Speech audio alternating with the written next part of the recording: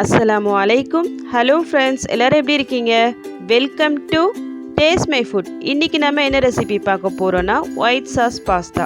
ரொம்ப கம்மியான இன்க்ரீடியன்ஸில் same time ரிச்சான டேஸ்ட்டில் ரொம்ப ஈஸியாக செய்யக்கூடிய ஒரு ரெசிபி தான் இந்த ஒயிட் சாஸ் பாஸ்தா.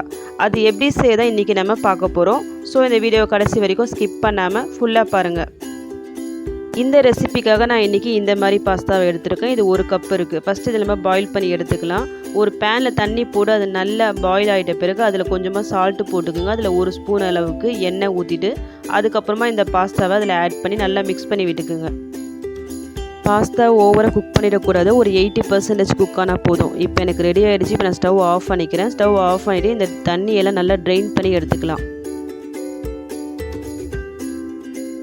ட்ரெயின் பண்ணிவிட்டு இது ஒன்றோட ஒன்று ஸ்டிக் ஆகாமல் இருக்கிறதுக்காக இதில் ஒரு ஸ்பூன் அளவுக்கு எண்ணெய் சேர்த்து கொஞ்சம் நல்லா மிக்ஸ் பண்ணி விட்டுக்குங்க.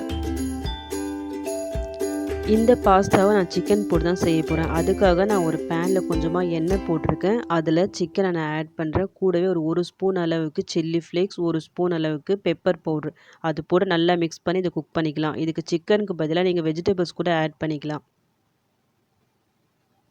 கூடவே கொஞ்சம் சால்ட்டை போட்டு நல்லா மிக்ஸ் பண்ணி விட்டுக்குங்க. ஒரு 5 மினிட்ஸ் இந்த சிக்கனை நம்ம குக் பண்ணிக்கலாம். இப்போ இந்த சிக்கன் நல்லா குக் ஆகிடுச்சு. இப்போ இதை தனியாக ஒரு பிளேட்க்கு நம்ம ட்ரான்ஸ்ஃபர் பண்ணிக்கலாம். இப்போ நம்ம ஒயிட் சாஸ் ப்ரிப்பேர் பண்ணிக்கலாம். அதுக்காக ஒரு பேனில் 2 டேபிள் ஸ்பூன் பட்டர் ஆட் பண்ணிக்கிங்க. இப்போ லாக்டவுன் இருக்கிறதால என்னால் வெளியே போய் வாங்க முடியல. ஸோ அதுக்கு பதிலாக நான் எண்ணெய் போட்டுட்டேன். எண்ணெயை விட பட்டர் போட தான் இது ரொம்ப நல்ல ரிச்சான டேஸ்ட் கிடைக்கும். அது போட்டுட்டு அதில் நல்லா ஃபைனாக சாப் பண்ண கார்லிக் பூண்டை போட்டு நல்லா வதக்கிட்டு கூடவே ஒரு 2 டேபிள் ஸ்பூன் மைதா போட்டு அது நல்லா அந்த லம்ஸ் எல்லாம் நல்லா மிக்ஸ் பண்ணிக்கிங்க.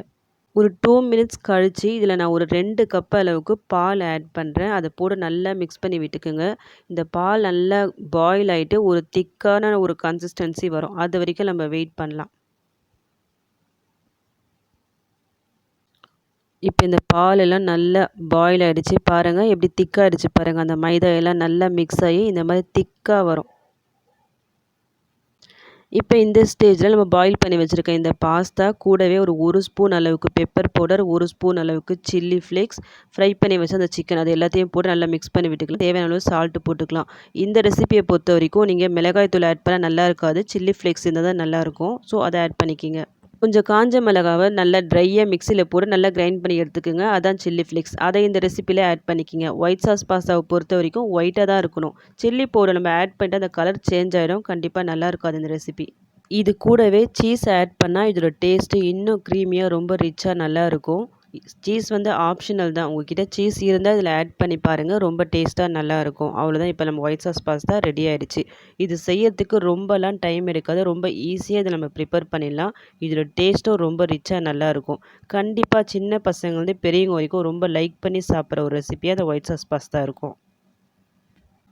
இந்த ரெசிபியை நீங்களும் ட்ரை பண்ணி பார்த்துட்டு எப்படி வந்துச்சுன்னு எனக்கு கமெண்ட் பண்ணுங்கள். இந்த ரெசிபி உங்களுக்கு பிடிச்சிருந்தா என்னுடைய சேனலை லைக் பண்ணுங்கள், ஷேர் பண்ணுங்கள், கமெண்ட் பண்ணுங்கள்.